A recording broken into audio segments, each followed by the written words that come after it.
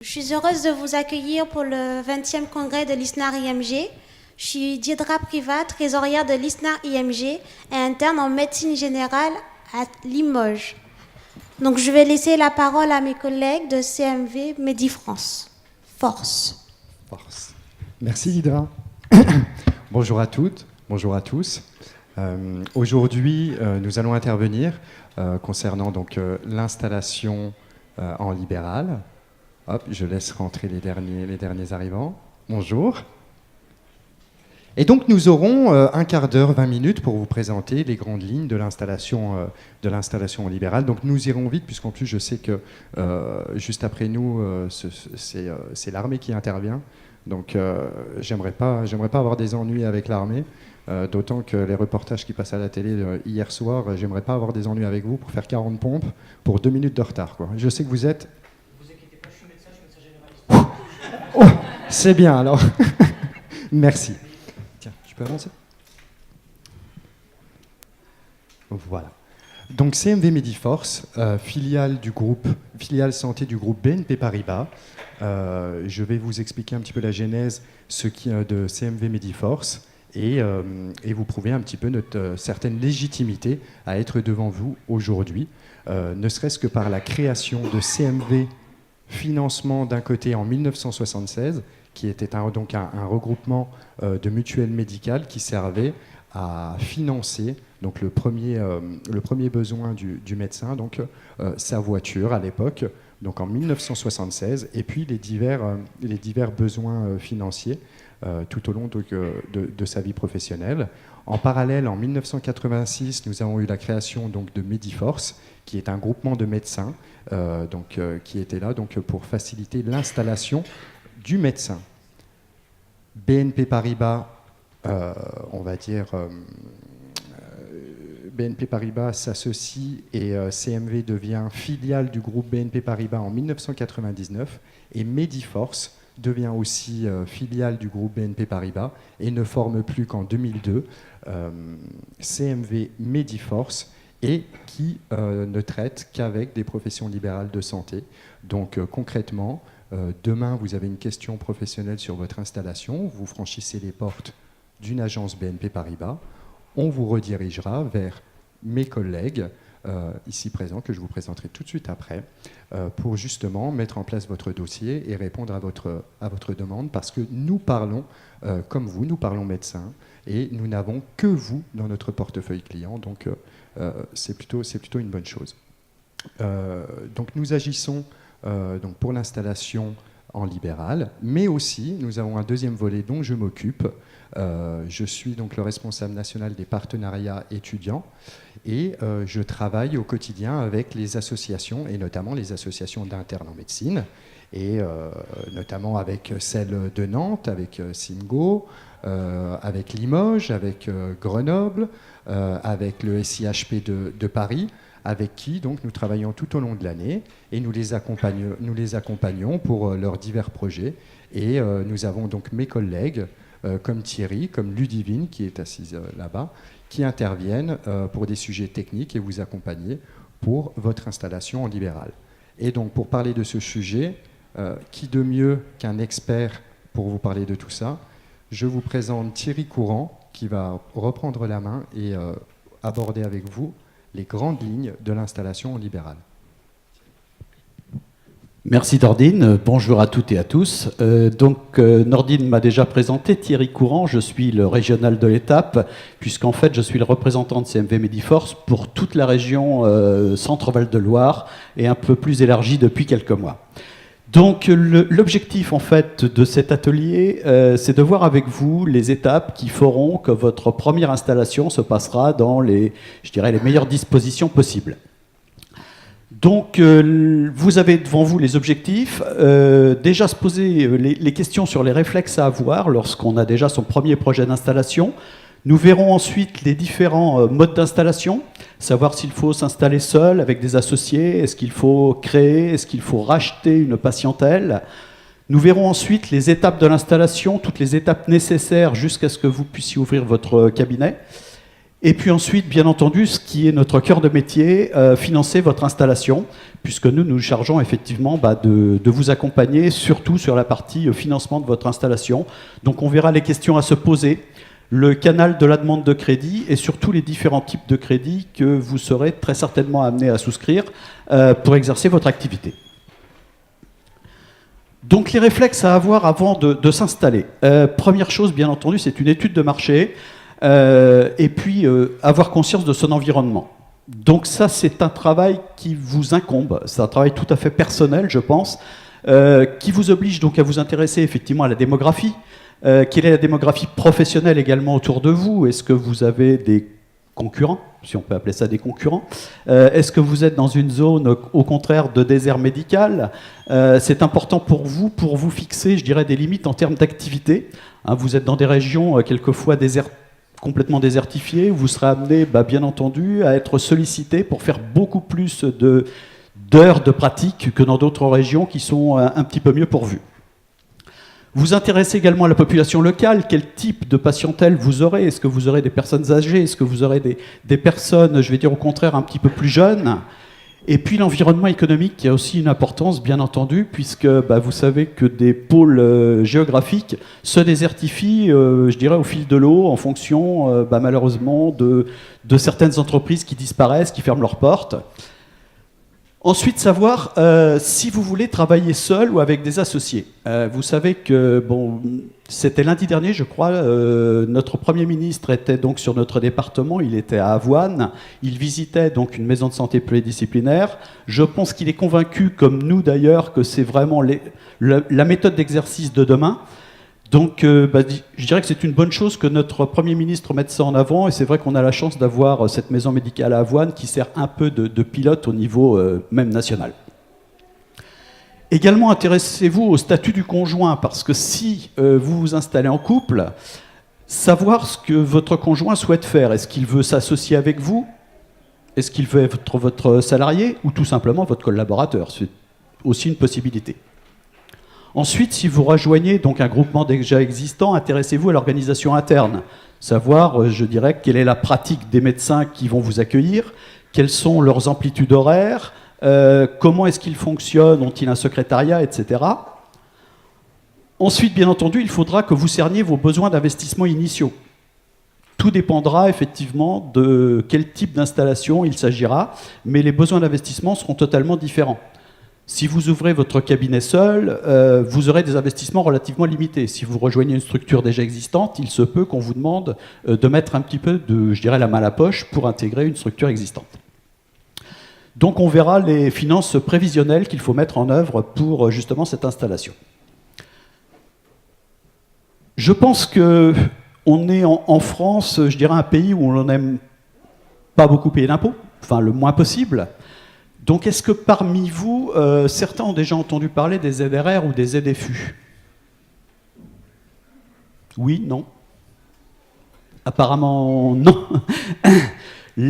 Donc en fait, il faut savoir qu'il existe en France des zones de revitalisation rurale et des zones franches urbaines. Je sais que vous ne vous installerez pas pour l'argent, mais sachez quand même que l'aspect fiscal de ces régions est quand même relativement intéressant, puisqu'en fait, pendant 5 ans, si vous vous installez dans ces régions, vous ne paierez absolument pas d'impôt sur le revenu.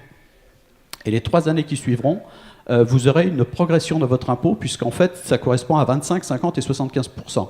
Donc vous êtes 8 ans avec un régime fiscal particulièrement avantageux. C'est bien entendu fait pour vous attirer dans des régions assez peu propices, mais on est quelquefois surpris par les ZRR. On a l'impression que la ZRR, ça va être, je dirais, uniquement dans la Creuse. Excusez-moi, je n'ai rien contre les Creusois, mais voilà, on a l'impression que ce sont vraiment dans des zones très désertifiées, alors que pas du tout. On se rend compte qu'on a des zones vraiment très intéressantes où on peut bénéficier de ces ZRR. Donc ça, c'est un élément à prendre en considération le jour où vous voudrez vous installer. Donc sachez également que si vous faites des remplacements, et ça c'est quelque chose qui m'a surpris, je crois que c'est l'an dernier, j'animais quelque chose à Poitiers. Poitiers, il y a beaucoup de ZRR. Si vous exercez des remplacements dans ces ZRR, vous êtes également exonéré d'impôts sur les revenus que vous aurez pu percevoir. Et beaucoup d'internes que j'ai vus l'an dernier, malheureusement, ne connaissant pas les avantages de la ZRR, ont payé les impôts indûment en ayant déclaré des revenus qui n'auraient pas dû être déclarés. Sachez également que les médecins qui exercent en zone déficitaire en offre de soins ont des possibilités d'une prime à l'installation, c'est un plus, et d'une exonération d'impôt sur la rémunération d'astreinte.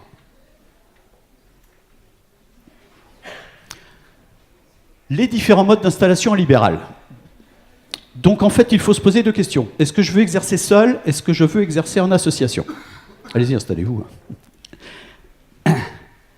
Donc lorsqu'on exerce seul, on a le choix entre deux types, c'est-à-dire le remplacement, contrat de remplacement avec une rétrocession d'honoraires, je pense que vous savez un petit peu comment ça fonctionne, c'est-à-dire qu'en fait, la moyenne, c'est à peu près 70% de rétrocession, et puis vous pouvez également choisir le contrat de collaboration libérale.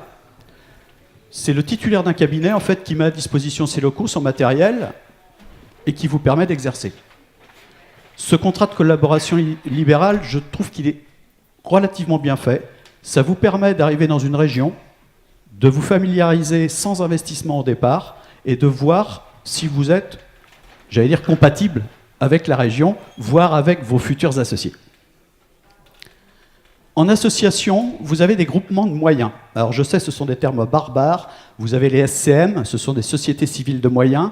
Ça permet en fait aux praticiens de mettre, je dirais, des moyens en commun pour payer d'éventuels salariés, pour payer des charges, etc. On voit assez peu la deuxième appellation qui est le GIE, le groupement d'intérêt économique. Dans vos professions, c'est quelque chose que l'on pratique assez peu. Vous avez également les SCI. Les SCI, bien entendu, sont faits pour gérer les murs du cabinet. Et puis, vous avez les CISA depuis quelques années qui commencent à prendre, je dirais, beaucoup d'extensions. Vous avez les groupements avec personnalité morale. Vous avez quelques... Alors, chez les médecins généralistes, c'est un petit peu moins vrai, mais on commence à avoir des CELARL, Enfin, on voyait beaucoup de SCP, on commence à avoir des CELARL. Ça permet, si vous voulez, de travailler en commun au sein d'une société. C'est donc une personne morale, en fin de compte, qui va gérer l'ensemble des revenus qui vont être générés par plusieurs médecins. Et puis, bien sûr, on en reparle, vous avez les maisons pôles de santé, les maisons de santé pluridisciplinaires, entre autres. On vous fait une toute petite remarque, mais ça, je vais aller très très vite. C'est vrai que si vous devez acheter, dans ce cas-là, dans une société morale, vous allez acheter non pas, je vais dire, une patientèle, mais vous allez acheter des parts sociales. Et là, le calcul, faites confiance à un comptable pour vous le faire. La valorisation n'est pas tout à fait la même que si vous achetez donc une patientèle. Donc, la création ou le rachat. La création, forcément, c'est la solution la moins onéreuse, puisqu'en fait, vous allez créer toute pièce votre activité. Le seul inconvénient, c'est qu'il va falloir attendre une montée en charge. Votre patientèle ne va pas se précipiter du jour au lendemain dans votre cabinet. Donc là, il faudra prévoir très certainement justement une source de financement de départ pour vous laisser le temps, en fin de compte, de créer une patientèle et de générer du revenu. La deuxième solution, c'est de racheter une clientèle existante. Donc là, il y aura un investissement financier initial à prévoir. Et on vous met la moyenne, je dirais, d'achat d'une patientèle, ça se situe donc entre 25 et 35% de la moyenne des honoraires.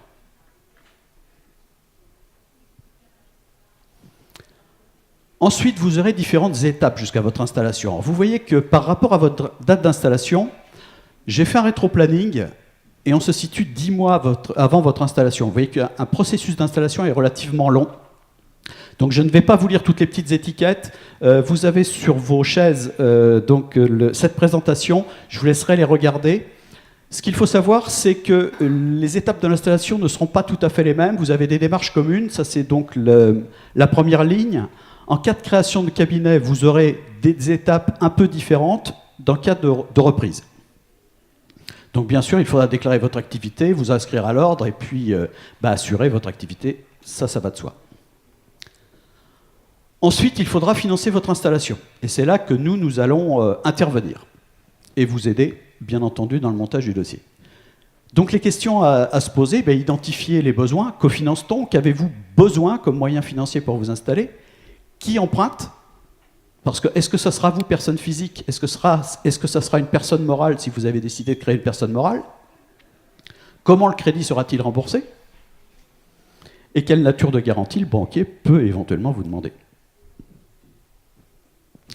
Les types de crédits. Donc on distingue en fait deux grands types de crédits. Il y a beaucoup plus que ça, mais on va être très schématique. On a les crédits de fonctionnement et les crédits d'investissement. Le crédit de fonctionnement va vous servir justement dans votre activité journalière. J'en parlais tout à l'heure, en cas d'installation, il va vous falloir démarrer votre activité. Donc ça, ce seront des crédits, ce qu'on appelle de fonctionnement. Vous pouvez également être dans des zones où l'activité n'est pas linéaire. C'est-à-dire que vous êtes par exemple dans une station de sport d'hiver, dans une station balnéaire, vous pouvez avoir des pics et de temps en temps des creux dans vos revenus, ce qui fait qu'on peut très bien, nous en tant qu'établissement financier, vous mettre en place des crédits de fonctionnement. Et sinon, vous avez les crédits d'investissement qui, eux, vont vous servir à financer. Or, ils sont sur du moyen ou du long terme. On va vous financer votre matériel. En général, c'est plutôt sur du moyen terme. Le matériel se finance sur 5 à 7 ans. Et puis, vous pouvez être amené également à acheter de l'immobilier pour vous installer. Et là, on sera sur des financements à long terme qui seront aux alentours des 15 ou 20 ans. J'en arrive à la conclusion. Nordine, je suis à peu près dans les temps ou pas? Parce que je n'ai plus mon chrono. Je suis bon? Bon, d'accord. Donc la conclusion, avant l'installation, bien entendu, il faut faire, comme je l'ai dit, une étude de l'environnement local. Et ça, encore une fois, ça vous incombe. Et puis je dirais que vous avez 3 interlocuteurs principaux à contacter, hormis bien entendu tout ce qui concerne votre pratique médicale, mais en plus de votre pratique médicale, vous avez votre futur comptable. Je pense que c'est impératif pour vous aujourd'hui dans votre activité d'avoir un comptable. Il vous aidera déjà pour l'installation à vous faire un prévisionnel, c'est-à-dire que vous posiez les questions avec lui de vos besoins, et il vous fera un plan de financement. C'est ce qui servira de base d'ailleurs aux financiers pour pouvoir vous accompagner par la suite. Vous avez le banquier qui va financer le projet, justement à l'appui de ce prévisionnel que lui aura fait le comptable. Et puis, si vous envisagez de rejoindre une société ou de créer une société, n'oubliez pas l'avocat. Voir le notaire. J'allais dire, je préfère un peu l'avocat. L'avocat, en général, il est un petit peu plus spécialisé, si vous voulez, dans ses domaines d'intervention. Et puis pour le financement, bien entendu, voilà, vous nous contactez pour une étude personnalisée de votre projet d'installation. Moi, j'ai l'habitude de dire que nous sommes un peu vos avocats par rapport aux banquiers. C'est-à-dire qu'on va, avec vous, constituer un dossier de financement. On va vous aider à rendre votre dossier, je dirais, le plus clair et le plus agréable, nous, pour le présenter donc, à un banquier qui acceptera de vous financer. Donc je sais que j'étais très très bref sur l'installation, il y aura encore beaucoup de choses à vous dire, mais le temps m'est compté malheureusement. Et je crois qu'il est prévu une séance de questions, si toutefois vous avez des questions. Voilà, je vous propose de faire passer les micros et j'essaierai de répondre de mon mieux aux questions que vous pourriez vous poser par rapport à tout ceci. Effectivement, on va organiser un temps de questions. Cependant, on va les limiter à 2 questions par présentation. Et si besoin, vous pourrez encore discuter en fonction du temps qui nous restera à la fin du forum. Merci. Ne soyez pas timide, manifestez-vous pour les questions. Donc pendant ce temps, vous trouverez donc les contacts en région, c'est-à-dire ce sont mes homologues dans toutes les régions de France. Et puis, nous sommes... Pardon, j'étais un tout petit peu vite. Excusez-moi, j'empiète sur l'armée. En fait, il faut remonter, tu peux faire. Hop, je suis dans quel sens? Voilà. Voilà, donc tous les contacts sont là. Y a-t-il des questions? Pas de questions?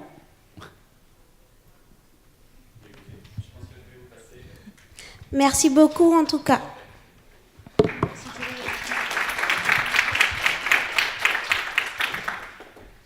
Alors maintenant, je vais laisser le département des services des armées vous faire une petite présentation.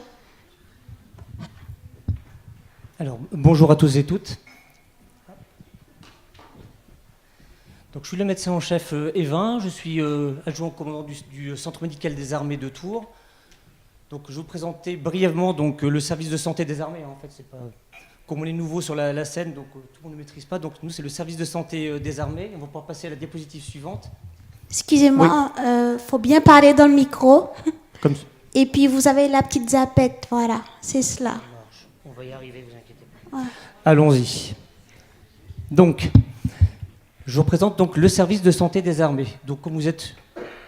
Donc, interne de médecine générale. Donc on va parler donc de la médecine des forces, c'est-à-dire la médecine qui s'exerce auprès des forces armées et aussi de la gendarmerie. Donc ça c'est notre quotidien. On va parler de choses beaucoup plus simples que mes prédécesseurs.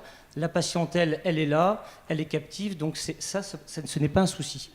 Pourquoi on parle de médecine des forces? En fait, c'est la médecine générale au contact des militaires et des gendarmes, c'est-à-dire une population d'environ 300 000 personnes. Donc pour ce faire, vous avez sur la carte, on ne le voit pas très bien, mais vous avez environ 200 antennes médicales qui sont réparties sur le territoire de santé. C'est-à-dire que même si vous ne le connaissez pas, le service de santé des armées est présent un peu partout et sans doute près de chez vous. Donc après, vous avez peut-être des connaissances ou pas, mais vous pourrez nous trouver un petit peu partout, même dans les régions sous-denses, donc ne vous inquiétez pas. Alors, donc, j'ai fait la présentation, là va vite, on m'a dit ce matin qu'il fallait faire une présentation. Donc je vais vous montrer l'exemple de mon centre médical des armées.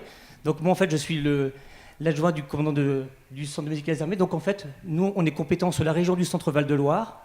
Donc là c'est donc tout le périmètre de la région et en pratique, pour vous, on a 9 antennes médicales classiques, c'est-à-dire 9 antennes médicales au contact des militaires. On a aussi des antennes de médecine de prévention qui fait exclusivement de la médecine du travail. Ça vous intéresse peut-être certains, mais pas tous, des groupes vétérinaires, mais ça, c'est pas donc le but.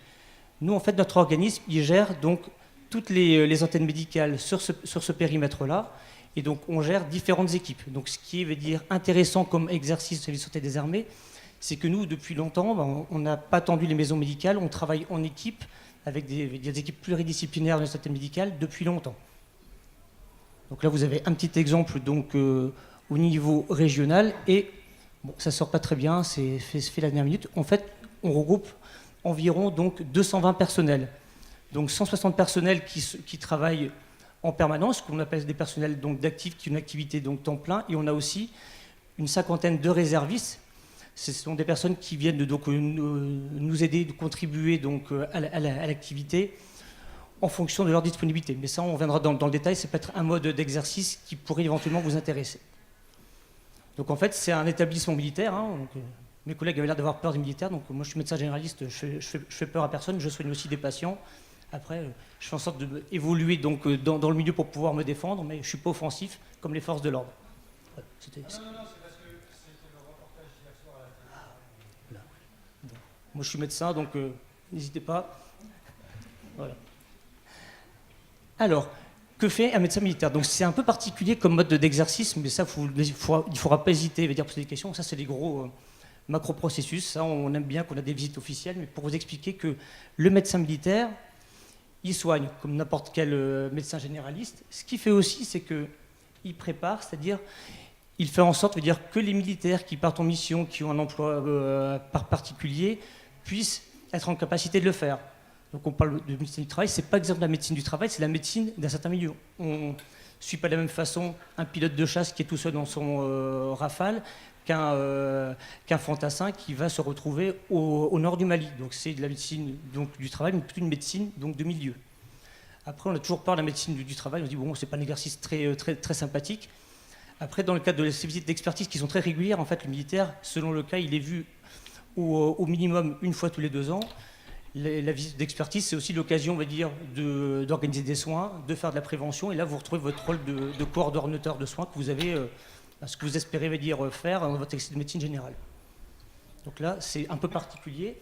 Alors après, ce qui est particulier, c'est que comme on suit donc les militaires en opération ou en mission sur le territoire national, etc., on doit aussi se préparer, parce que c'est sûr qu'on a beau être médecin, si on se retrouve dans des territoires un petit peu hostiles, il faut quand même savoir être militaire et pouvoir donc suivre les militaires, parce que si les militaires sont devant et que le médecin est 50 km derrière, le soutien, il n'est pas efficace.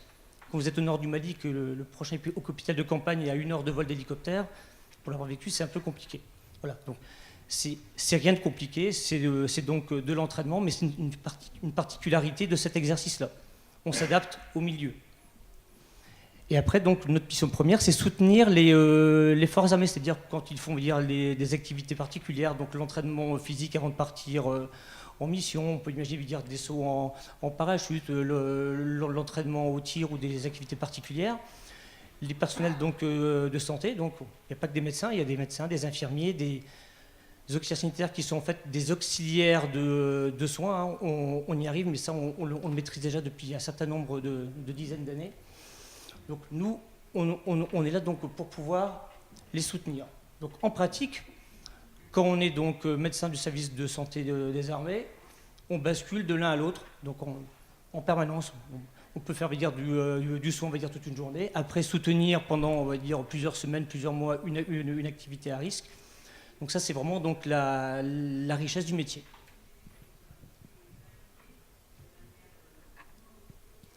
Donc n'hésitez pas, hein, si ce n'est pas compréhensible, hein, j'essaye de vous expliquer tout ça. Donc, en pratique, le médecin militaire, donc j'ai une image qu'on aime bien. Bon, on a de la chance d'avoir Kevin Mayer en France. Donc le médecin militaire, c'est un petit peu le décathlonien de la santé.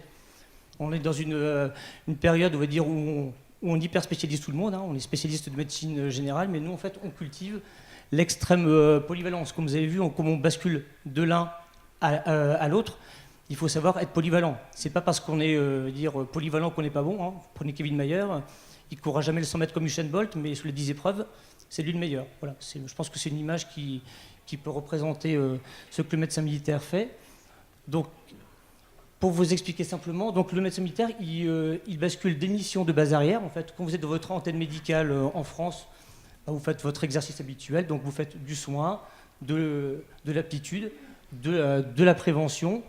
On fait de la médecine d'urgence, hein, en fait, dans le cadre de l'antenne médicale, mais aussi on est ouvert vers le civil. Il ne faut pas imaginer qu'on est tous reclus dans nos casernes et qu'on reste simplement entre nous. Et aussi, on se fond dans les différents milieux dans lesquels on est projeté. Donc, ça peut être donc l'aéronautique, la médecine de la plongée, la médecine du parachutiste, tout ce qui veut dire gestion de crise, de nucléaire, bactériologique, radiologique et chimique. Donc l'éventail des spécialités, il est très large. Et en fait, en fonction, on va dire, des disponibilités et des besoins, on peut basculer vers des missions de projection. Ça, on se retrouve en mission à l'étranger, donc on ne se retrouve pas tous au nord du Mali ou au nord donc, de l'Irak. En fait, mission de projection, soit on se retrouve en poste médical, c'est-à-dire que vous faites la médecine générale au contact des militaires, mais dans un environnement particulier. Hein, donc, l'hôpital en Irak, c'est pas la même chose que l'hôpital en France. On apprend à faire la médecine générale en autonomie, avec donc des structures de soins qui ne sont pas les mêmes qu'en France et surtout, on va dire, très distantes, et avec des moyens comptés pour y aller. Quand vous avez quelqu'un évacué, que l'hélico met 1 heure et l'avion met 45 minutes, il faut savoir s'occuper du patient pendant ce temps-là. Après, quand vous êtes parti en mission, vous êtes formé au préalable.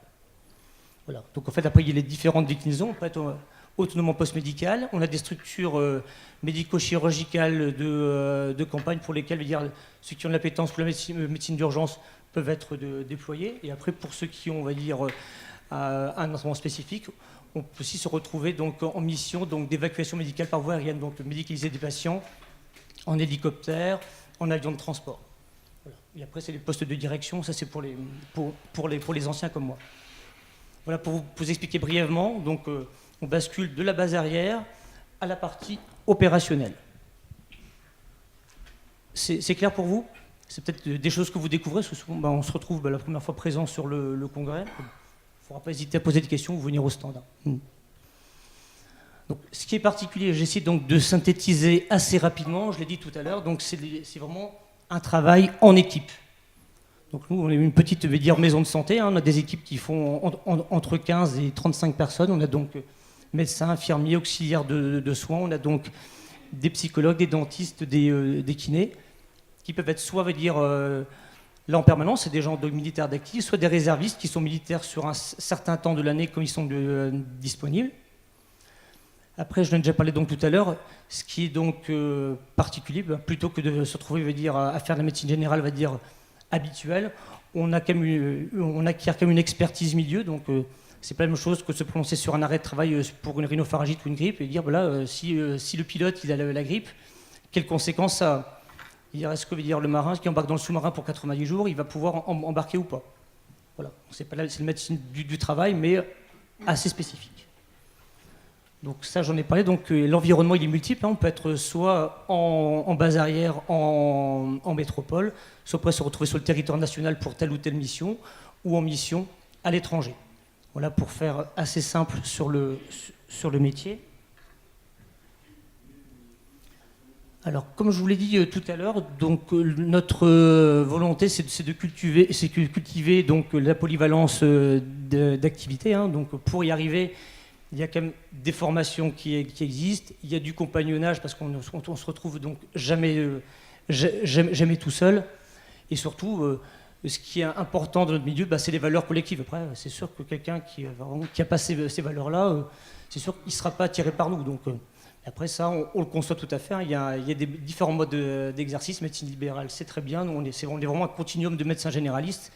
Et même nous, en médecin du service de santé des armées, qu'on ne peut pas recevoir les patients pour la consultation par rapport à des besoins opérationnels, on est aussi coordonnateur de soins et on les aiguille vers les médecins généralistes, les hôpitaux de proximité. Donc c'est pas une médecine au rabais. Vous pouvez toujours faire de la prévention ou quoi que ce soit. Donc, on est quand même moderne, hein, même s'il y a l'image de la grande muette, on est quand même dans le système de santé. Donc, la démarche qualité, c'est des choses qu'on connaît et qu'on maîtrise. On a quand même une certaine expertise dans le parcours de soins des militaires, avec nos blessés en opération, surtout pour tout ce qui est prise en charge donc, des soins psychothérapeutiques. Hein. On parle beaucoup des états de stress post-traumatique. On le rencontre beaucoup dans les armées, mais aussi ailleurs pour des événements violents de la vie de tous les jours.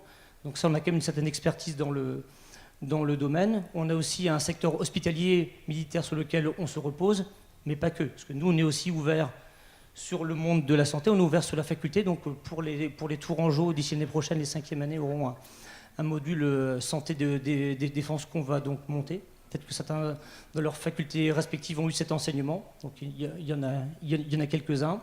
On est aussi ouvert vers les services donc, départementaux d'incendie et de secours. Et aussi pour compléter notre activité, on est aussi ouvert, on participe par le biais de conventions aux gardes donc, dans les centres hospitaliers, les urgences, les SAMU. Parce que quand parfois, vous l'avez vu, donc, la partie soins reste limitée pour des besoins opérationnels, on maintient aussi nos compétences techniques par cet exercice donc, en hôpital. Puis les urgences, on sait que c'est le meilleur moyen de voir la médecine générale, dans 90% des cas. Docteur Even, je vous invite à conclure, s'il vous plaît. J'y suis. Et donc, nous sommes aussi maintenant ouverts sur... excusez-moi, je suis passionné. Hein. Donc, voilà. Donc, on est aussi donc, ouverts sur les agences régionales de santé. Donc, et là, on va passer à la conclusion. Donc, la question, ça peut faire l'objet de questions, c'est comment vous pourrez éventuellement donc, vous engager ou contribuer au service de santé des armées. Donc, après, engagement, ça fait peur. Il y a plusieurs modes d'exercice. Soit donc, on recherche des médecins thésés donc, qui peuvent être donc contractuels et qui peuvent éventuellement, au bout de 3 ans, déboucher sur une carrière. On recherche aussi donc, des réservistes, c'est-à-dire vous avez donc, une activité, vous donnez un peu donc, de votre temps pour le service de santé des armées. Ça peut être de 15 à 30 jours, ça peut aller jusqu'à 60 jours de l'année. Ça peut être un complément donc, d'activité que vous pouvez faire au profit des armées. Donc, on est quand même une profession très féminisée. Si quelqu'un veut faire un 4 jours sur 5 un complément d'activité, nous, on peut tout à fait le faire. On le fait pour des jeunes, pour des plus anciens. Donc c'est vraiment à la carte. Et donc ce qui est aussi donc nouveau, grâce à l'ouverture aux agences régionales de santé, donc on a des maîtres de stage universitaires qui sont agréés, donc, selon l'endroit, parce qu'il y a aussi la concurrence des internes, donc des hôpitaux militaires. On a des maîtres de stage qui n'ont pas d'étudiants. Donc s'il y a des personnes qui sont intéressées par des futurs stages, n'hésitez pas à passer au stand. Et nous, on fera en sorte de relayer ces demandes-là. Parce que je vois par exemple pour retour, on a 6 maîtres de stage des universités. Donc là, on en aura 6 donc, d'ici le mois de juin. Et on a eu un stagiaire interne militaire. Donc après, ça peut être un mode d'exercice donc, intéressant. C'est un stage validant sur 6 mois. Donc pour un S3, pour un ça se passe. Donc voilà, donc ça c'est en cours. Et si vous avez des questions, vous avez donc l'adresse mail, le numéro de téléphone, et puis n'hésitez pas à passer au stand. J'ai pas été trop long, ça va? Ça va. Y a-t-il des questions? J'ai emplafonné le chrono. Oui. Bonjour. Non, je crois que c'est bon. Il faut parler très près. Je voulais juste savoir, il me semblait que, en fait, pour devenir médecin des armées, c'était dès le départ, au début de la formation. Et là, vous dites qu'on peut s'engager ou contribuer en étant déjà thésé ou réserviste. Ça sous-entend du coup une formation complémentaire? Alors non, c'est-à-dire que on peut engager des officiers sous contrat. En fait, de ce dont vous avez parlé, c'est donc le concours au niveau bac. En fait, il y a plusieurs passerelles. On peut rentrer en école de santé en 3e année, on peut rentrer, après l'internat ou thésée.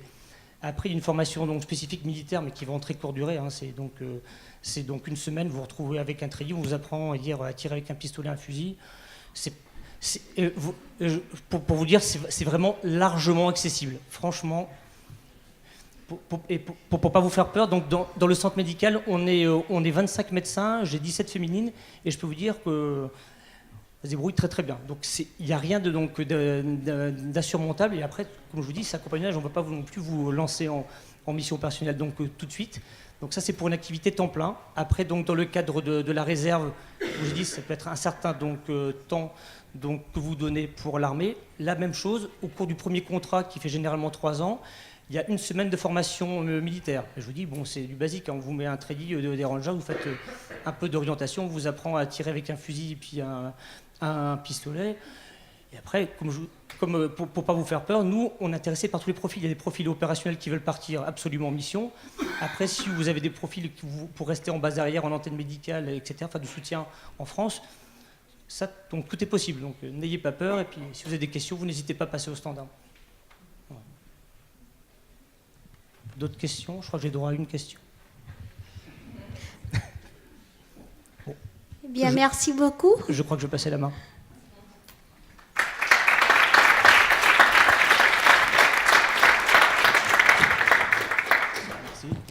Alors maintenant, je laisse la parole à la filière de santé des maladies rares. Merci. Bonsoir à tous. Professeur Thierry Audan. Alors moi, je suis chirurgien orthopédiste pédiatre et je vais vous parler de la filière santé maladies rares. Alors, dans un premier temps, de l'exposer d'une façon générale, et puis je vous mettrai comme exemple ce qu'on a fait et ce qu'on fait actuellement pour la prise en charge des pathologies à la fois de la moelle et des vertèbres, des pathologies rares.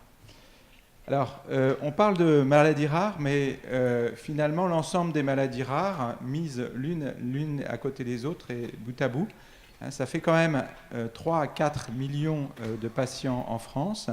Alors, certaines sont plus connues parce qu'elles se sont organisées beaucoup plus tôt, comme par exemple l'hémophilie, où déjà les associations de patients, des médecins se sont formés spécifiquement à ces pathologies. Mais ce ne sont pas les seules maladies rares. Hein. Il y a plus de 700 maladies rares, et 7000, pardon. Et donc, ces maladies rares, mises bout à bout, ça fait un nombre important de patients. Et pour vous, dans votre pratique professionnelle, il faut savoir que un patient sur 20 sera porteur d'une maladie rare, alors plus ou moins grave, plus ou moins handicapante, mais c'est un nombre certain de patients que vous allez rencontrer dans votre pratique. Alors, l'origine de ces centres de maladies rares, ça vient d'un plan national qui a été fait avec la volonté des professionnels, mais aussi en incorporant les patients et notamment les associations de patients. Alors, un premier plan national maladies rares a été mis en place de 2004 à 2008 et on a mis en place ce qu'on appelle les CRMR, donc Centres de référence de maladies rares. Un deuxième plan a été mis en place par le ministère de 2011 à 2014.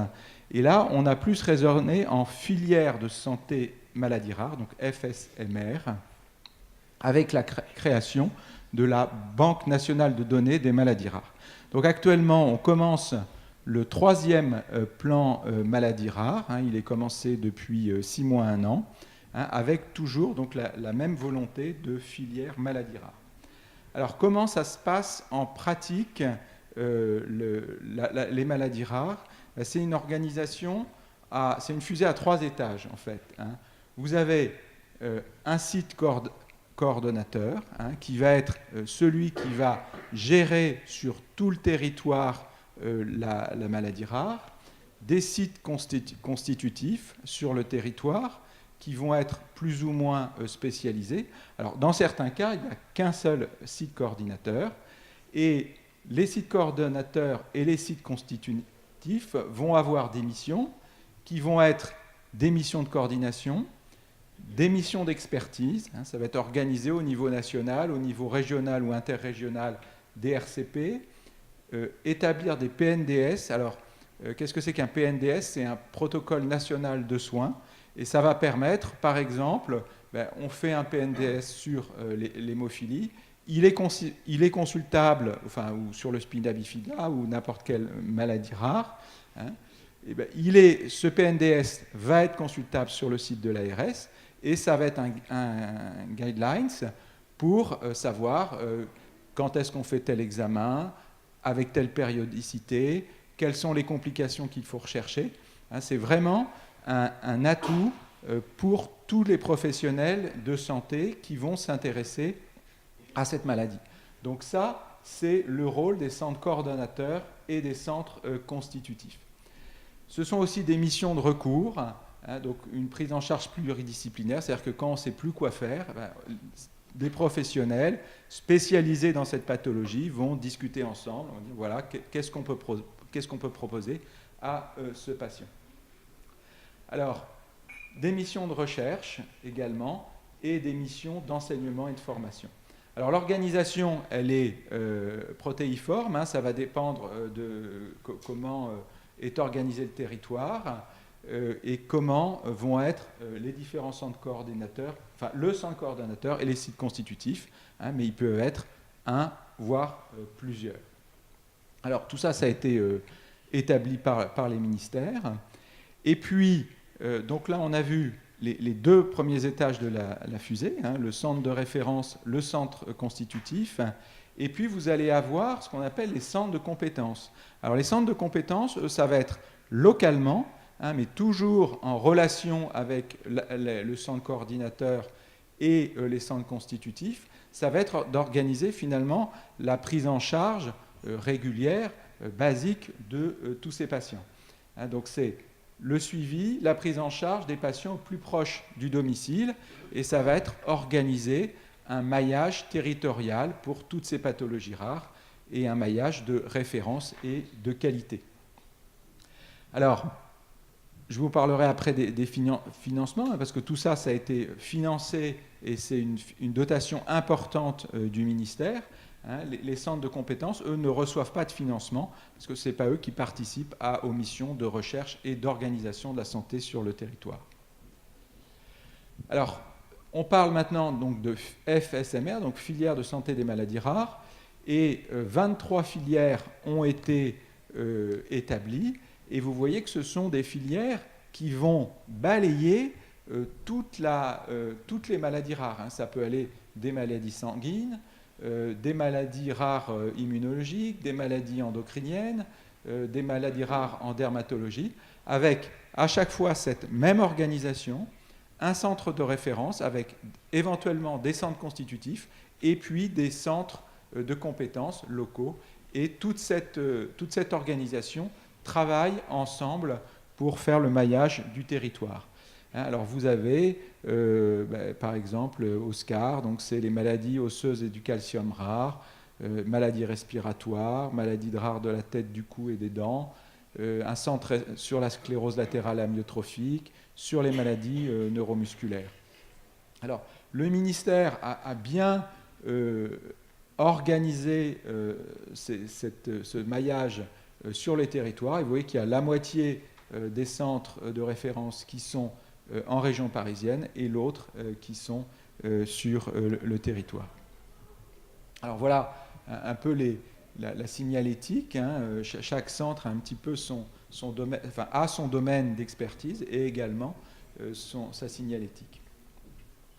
Alors, les missions, donc je les rappelle, favoriser la lisibilité de l'organisation pour faciliter l'orientation des patients et des professionnels, et puis coordonner l'expertise, créer une continuité d'action entre les structures et les acteurs sanitaires.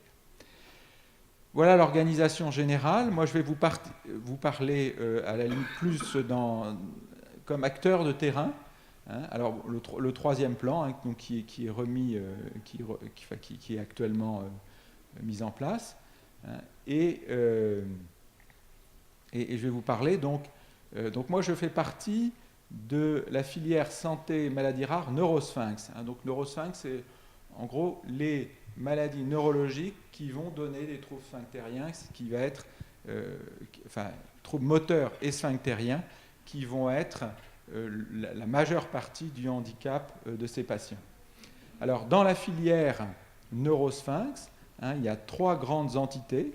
Il y a MAREP qui va s'occuper des malformations anales et anorectales. CMAVEM qui va s'occuper des malformations d'Arnold-Chiari, donc c'est tout ce qui est la pathologie, la charnière occipito-cervicale, et puis tout ce qui est malformation médulaire et vertébrale complexe. Et puis, justement, dans le 3e plan maladie rare, MARVU, qui est les malformations de l'arbre urinaire. Donc, Neurosphinx va regrouper ces 3 entités. Ça représente donc 3 CRMR avec 8 sites constitutifs et puis 87 centres de compétences. Alors, par exemple, pour les malformations, donc MAREM, c'est rectal. Donc, vous avez un centre constitutif, et vous voyez ici des centres, 34 CRMR, qui vont être répartis sur tout le territoire. MARVU ici pour les malformations urinaires, donc il y a ce qui sont quand même plus rares, donc il y a moins de centres constitutifs, et il n'y a pas de centres constitutifs, et il y a des centres de compétences disséminés sur tout le territoire. Et ici, CMAVEM, qui est un centre assez gros parce qu'il regroupe des compétences qui sont très variables, parce qu'on s'occupe à la fois de la charnière occipito-cervicale, mais aussi de la moelle et des malformations vertébrales. Et donc, il y a un centre de référence qui, en l'occurrence, est à l'hôpital Bicêtre à Paris. Vous avez 4 centres en région parisienne qui s'occupent à la fois enfants et adultes, avec chacun des spécificités. Et par exemple, à Tours, nos spécificités, c'est d'organiser la prise en charge des malformations vertébrales et médulaires complexes sur tout l'arc atlantique, à la fois l'enfant et l'adulte, avec des missions.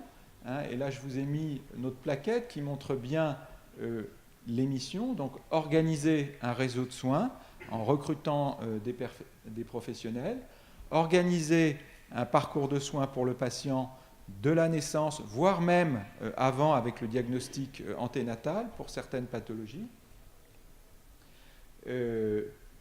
Organiser aussi la transition adulte-enfant, parce que notamment pour le spina bifida, pour donner l'exemple du spina bifida, ce sont des enfants qui sont relativement bien pris en charge jusqu'à 18-20 ans, et puis après, il y a un no man's land en termes de professionnels de santé, de structures qui peuvent les accueillir, et puis on les retrouve à 45-50 ans, insuffisants rénaux, du fait des infections urinaires non traitées, et progressivement, ils ont abîmé leurs reins.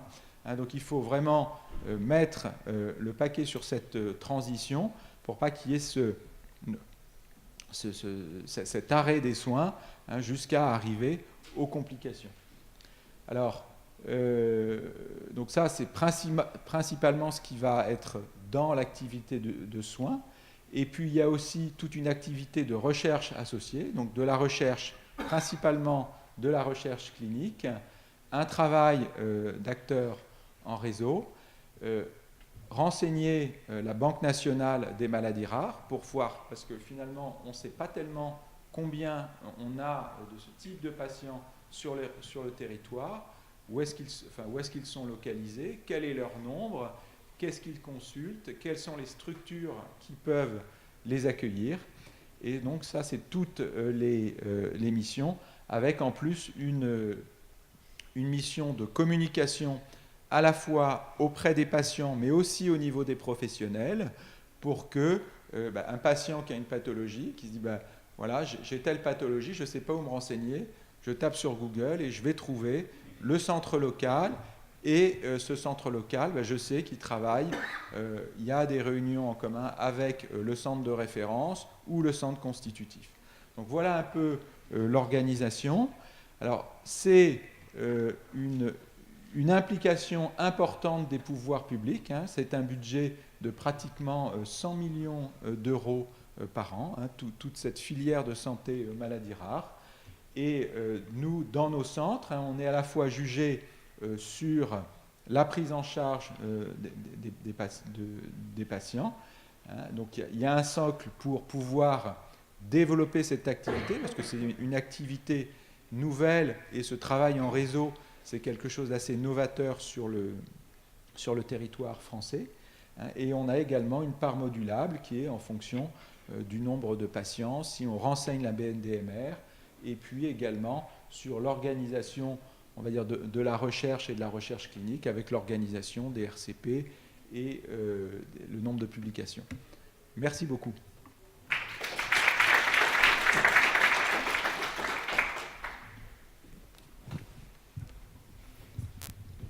Y a-t-il des questions?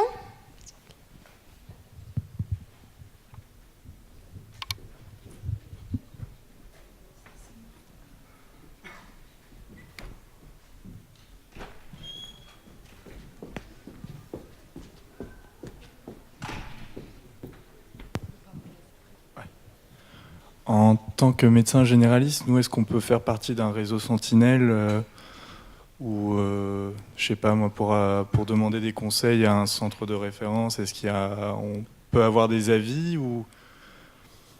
Alors, dans l'organisation de la structure, alors les conseils, par exemple, typiquement, le PNDS, ça va être pour vous une source de conseils. C'est-à-dire que vous pouvez vous référer au PNDS, et si vous avez tel patient, et si vous lui dites, est-ce qu'il faut lui faire, dans ce cas-là, une échographie, ou est-ce que je dois prescrire quelque chose, ou à tel âge, est-ce que je dois faire tel examen, ben ça, c'est clairement mis dans les PNDS. Donc on aura des recommandations sur un site internet. En fait, la fabrication d'un PNDS, c'est vraiment un travail d'expert ça demande 2-3 ans à faire, c'est un très gros travail.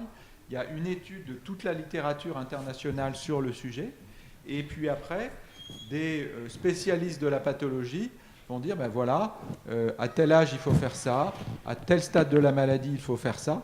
Donc ça, c'est la première des références, entre guillemets, opposables. Et ça, c'est une source d'information importante. Alors malheureusement, il n'y a pas encore des PNDS pour toutes les pathologies, mais à terme, il y aura un PNDS pour toutes ces pathologies. Donc ça vous permet, finalement, c'est un aide-mémoire. On dit, voilà, j'ai un patient, c'est une maladie rare, j'ai vu ça un quart d'heure pendant mes études médicales, ben, je regarde le PNDS, ça fait 15 pages, il y a les rappels sur la maladie, quels sont les problèmes, quelles sont les possibles complications, et puis en gros, qu'est-ce qu'il faut faire. Et après, l'idée, c'est que ce patient soit vu dans le centre de compétences. Bon, si le centre de compétences arrive à régler l'ensemble des problèmes, ça sera très bien. Et puis, si jamais ça dépasse le centre de compétences, ça passe à l'étage au-dessus de la fusée. Et voilà comment c'est un peu organisé. En sachant que ce n'est pas forcément le patient qui va aller directement, mais le centre de compétences peut communiquer avec le centre de référence, avec des réunions régulières de type RCP, en disant, voilà, j'ai une indication opératoire ou j'ai un problème avec tel patient, on va se regrouper ensemble, on va discuter de ce patient et on va proposer un traitement ou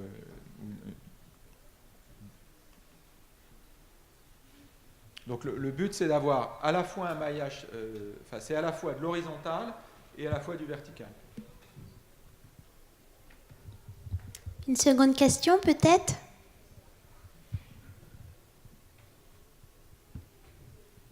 Alors, s'il n'y a pas de question, ici, vous avez certains représentants de centres de maladies rares qui ne sont pas des professionnels de santé, enfin, qui sont des professionnels de santé, mais qui ne sont pas médecins, mais qui sont là justement pour organiser ces réseaux et à la fois organiser entre les médecins, mais aussi entre les patients, entre les associations de patients et entre les patients et les médecins.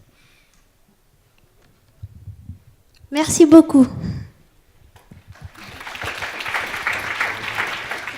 Je laisse la place à Mutualité française. Et si je ne me trompe, corrigez-moi, une filiale Auxence. Oui, absolument, oui. On va faire une présentation. Bonjour à tous. On va faire une présentation à deux voix. Alors, voilà. Donc, moi, je suis Louis de Travers. Je suis responsable du réseau national des centres de santé mutualistes. Alors, qu'est-ce que sont les centres de santé et qu'est-ce que c'est que la mutualité? Souvent, c'est un peu une nébuleuse et on ne sait pas très bien ce qu'il y a derrière ces deux appellations. Donc, l'objectif, c'est aujourd'hui, en vous présentant la façon d'exercer dans un centre médical mutualiste, c'est de comprendre qu'est-ce que c'est. Et juste avant de commencer, quand on dit centre de santé mutualiste, il y a donc ces deux appellations. Mutualiste, c'est la mutualité, c'est la fédération de la mutualité. Et les mutuelles, on pense souvent que ce sont des complémentaires santé. Et bien c'est vrai, mais la différence, c'est que ce n'est pas que des complémentaires santé, ils offrent des soins. Ce qui les différencie, c'est la singularité de ces mutuelles, c'est que ce sont aussi des offreurs de soins. C'est-à-dire qu'ils ont des établissements sanitaires, médico-sociaux et des soins de ville. Donc ce sont des complémentaires, mais ce sont également des offreurs de soins. Donc c'est ça qui est important. Et dans ces offreurs de soins, il y a ces centres de santé. Il y a 500 centres de santé à travers toute la France. Et tout à l'heure, Madame Panel, qui est responsable RH, du développement RH au sein d'Auxence, est l'un de ces groupements qui regroupe des centres de santé qui est adhérent à la fédération. Voilà. C'est pour planter un peu le cadre et essayer d'expliquer ce qui est parfois un peu flou. Voilà, donc exercer dans un centre médical mutualiste, on va aller dans le bon sens. C'est une appellation contrôlée, si j'ose dire. Hein, donc il y a un texte de loi qui définit ce qu'est un centre de santé. C'est un concept qui s'appuie sur les principes et les valeurs mutualistes, qui sont une accessibilité financière. Donc on est en secteur 1, et il n'y a pas de dépassement, et maîtrise, entre autres, et une maîtrise sur tout ce qui est hors nomenclature. On pratique le tiers payant systématique sur le RO et parfois sur le RC, et il y a un accès aux soins sans discrimination qui est ouvert à tous. Ensuite, le centre de santé, il y a différents types de centres de santé.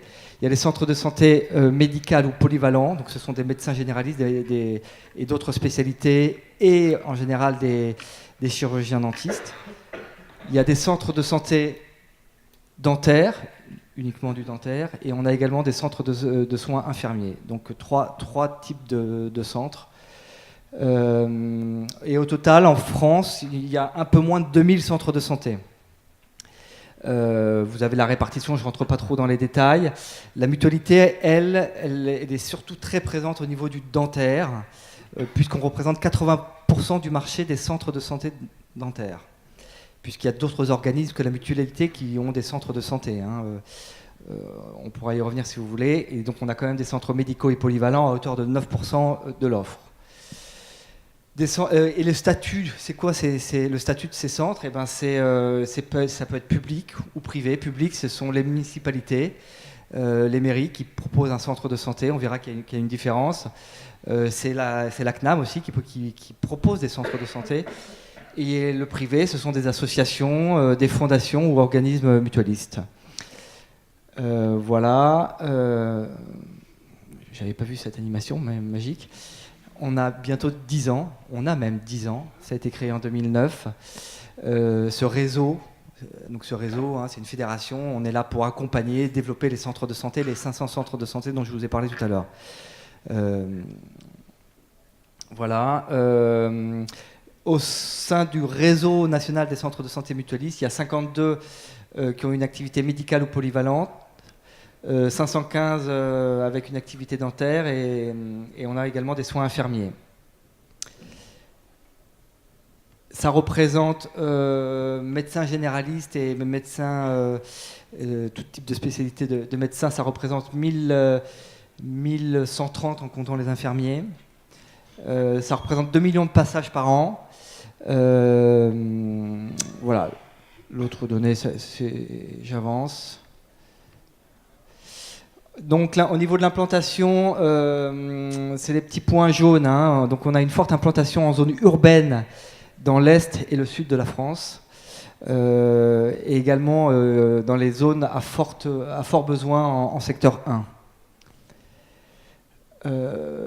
On est dans une démarche évidemment qualité. Ce que j'ai pas dit en introduction, c'est que les centres de santé, ça avait un peu une image, maintenant qui commence à passer, un peu de dispensaire, un peu vieillotte. Moi, je suis arrivé il n'y a pas très longtemps. Je peux vous dire que les plateaux techniques, que ce soit dentaire ou médical, c'est du top niveau, quoi, hein. Donc, on est loin du dispensaire. Donc, au niveau qualité, on a une démarche, labellisation, certification, etc. Il y a tout ce qu'il faut. Et puis, nos patients sont plutôt contents. À 91%, et tous les ans, on les interroge avec un baromètre. Donc ça, c'est plutôt bien. Développer des soins de qualité, l'accessibilité, des tarifs maîtrisés auprès des patients. Ok, on l'a dit. L'exercice médical en centre de santé. Donc ça va vous intéresser peut-être un peu plus. Donc c'est un concept pertinent pour répondre aux besoins sur l'offre de premier recours dans le cadre d'un exercice qui est coordonné, en partenariat avec d'autres structures de soins, les cliniques, les EHPAD, etc. Donc c'est un exercice coordonné, vous vous retrouvez comme dans les maisons de santé, avec d'autres professionnels de santé, vous pouvez coordonner le parcours pour plus d'efficience. La spécificité, la première chose qu'on dit, c'est quoi un centre de santé ? C'est que vous êtes salarié. Donc à la différence du MSP où vous êtes libéral, vous êtes salarié. Ça apporte quoi d'être salarié ?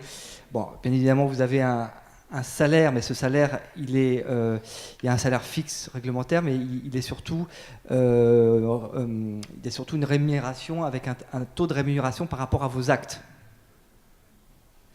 Okay, donc si vous faites 4 actes à 25 €,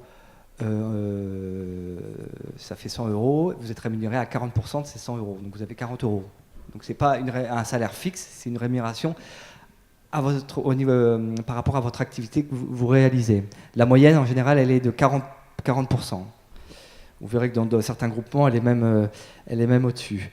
Donc la moyenne est entre 40 et 35% pour une durée de travail de 35 heures, avec tous les avantages que ça a, c'est-à-dire que vous vous consacrez uniquement à votre activité, vous n'avez plus à gérer les problèmes réglementaires, les liens avec l'URSSAF, le juridique, les feuilles de salaire, l'accueil, vous vous concentrez à 100% sur votre activité. Il y a tout ce qui est congés payés, tickets resto, etc. Mais des petits détails, mais voilà, quand on dit une activité de salarié, ça englobe tout ça. Il faut peut-être secrétariat à disposition, je l'ai dit, travail administratif assuré par le centre, etc. Autonomie du médecin dans sa pratique, structure alternative entre public et c'est une structure alternative entre le public et le libéral. Voilà. Et donc on va parler maintenant d'un exemple concret avec Auxence, et si vous avez des questions après, on répondra ensemble. Oui, bonjour à tous et à toutes. Donc moi je représente, oui, j'ai mon anti-sèche là. Donc je représente la société Auxence et je gère notamment la partie développement RH. Donc on est acteur de santé mutualiste depuis de nombreuses années. Alors notre nom vous dit peut-être rien parce qu'on a changé d'identité il n'y a pas très longtemps, ça date du 1er janvier 2019. Et Auxence, en fait, représente 3 entités existantes, encore une fois, depuis de nombreuses années, à savoir les Mutuelles de France Réseau Santé, le Grand Conseil de la Mutualité sur Marseille et une entité sur Drôme-Ardèche. Voilà. Donc je vais passer rapidement, peut-être, il manque des choses. Non, on va passer peut-être avant. Avant, voilà. Ah oui, c'est tout rapide. En termes de volume, on est 1700 collaborateurs, on a 100 établissements, on occupe un territoire de 10 départements et 4 régions, et on est en fait sur 4 grands secteurs d'activité, donc le médico-social avec des établissements pour personnes âgées, des établissements pour personnes handicapées, une activité également optique et audition avec des centres, des magasins d'optique et des centres d'audition, et l'activité santé pour laquelle vous êtes ici aujourd'hui, avec des centres de santé dentaires et des centres médicaux et également des centres de soins. On peut passer. Donc les 4 régions qu'on occupe, Lorraine, Bourgogne, Rhône-Alpes, Provence-Alpes-Côte d'Azur. Pour information, prochainement, nous allons investir le Vaucluse, le Gard et le territoire niçois. Voilà. On a 44 centres de santé actuellement. Voilà, avec effectivement des centres de médecine où on va retrouver des centres polyvalents, pluridisciplinaires, où on va retrouver de la médecine générale, mais pas que, également de la médecine spécialisée. Voilà, donc vous pouvez prendre connaissance des derniers centres qu'on a ouverts, notamment sur Salles-sur-Sanne et Bourg-en-Bresse. Donc peut-être en termes de conditions, on va... Ouais. Là, encore quelques photos de nos centres. Les raisons de nous rejoindre, elles sont multiples. Je vais reprendre quelques informations que Louis de Traverse vous a transmises. C'est la qualité du cadre de travail, effectivement. On accorde une importance toute particulière aux conditions d'exercice. Donc, ça passe par les locaux. Vous avez pu voir quelques exemples sur les photos. La performance des plateaux techniques et la qualité, effectivement. Quasiment tous nos centres sont labellisés ou en cours de labellisation. On fait des enquêtes de satisfaction régulièrement. Voilà, donc c'est un des aspects de nos conditions de travail. Exercer chez Auxances, c'est également pouvoir bénéficier d'une liberté de pratique, sans contrainte, on va dire, de résultats. Vous gérez votre rythme comme vous le souhaitez. Je pense qu'on est aussi sensible à l'équilibre vie professionnelle, vie privée. Vous exercez votre pratique en bénéficiant de toutes les équipes administratives et techniques qui sont à votre service. C'est la prise de rendez-vous, c'est effectivement ce qui a été dit. Vous n'avez pas à gérer toutes les dimensions de gestion et de comptabilité liées à votre centre, et vous pouvez vous concentrer sur votre pratique. Travail en équipe pluridisciplinaire, dans les centres polyvalents, effectivement, cette pluridisciplinarité, elle peut se manifester via des réunions de coordination ou des échanges aussi sur l'organisation du centre. On vous fait participer aussi à l'organisation du centre, à l'optimisation des fonctionnements. Voilà. La rémunération, effectivement, la rémunération, c'est un pourcentage de votre chiffre d'affaires. Alors nous, on a donné des chiffres, on est à 44% du chiffre d'affaires réalisé avec un salaire minimum garanti. Voilà, qui est d'ailleurs majoré si vous rentrez dans un nouveau centre et pour lequel vous ne bénéficiez pas d'une patientèle installée. Voilà. Après, il y a toutes les conditions, j'allais dire, les conditions du statut de salarié en entreprise qui sont intéressantes, notamment sur la couverture maladie, la couverture maternité. Qu'est-ce que j'oublie et puis, on va dire toutes tous les éléments périphériques à la rémunération. Hein.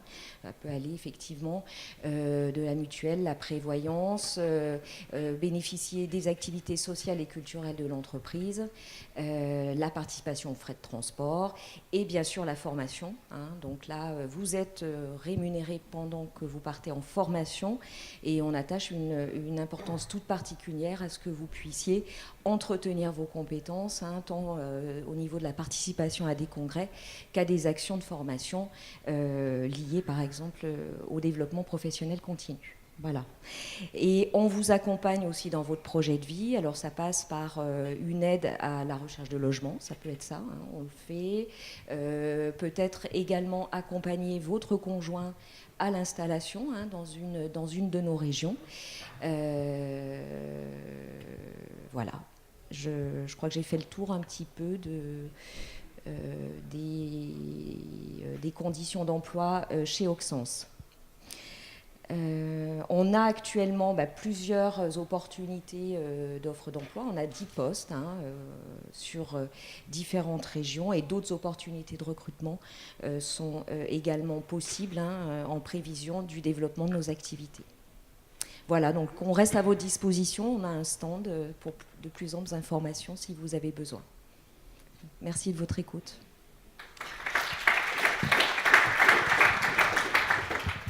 Y a-t-il des questions?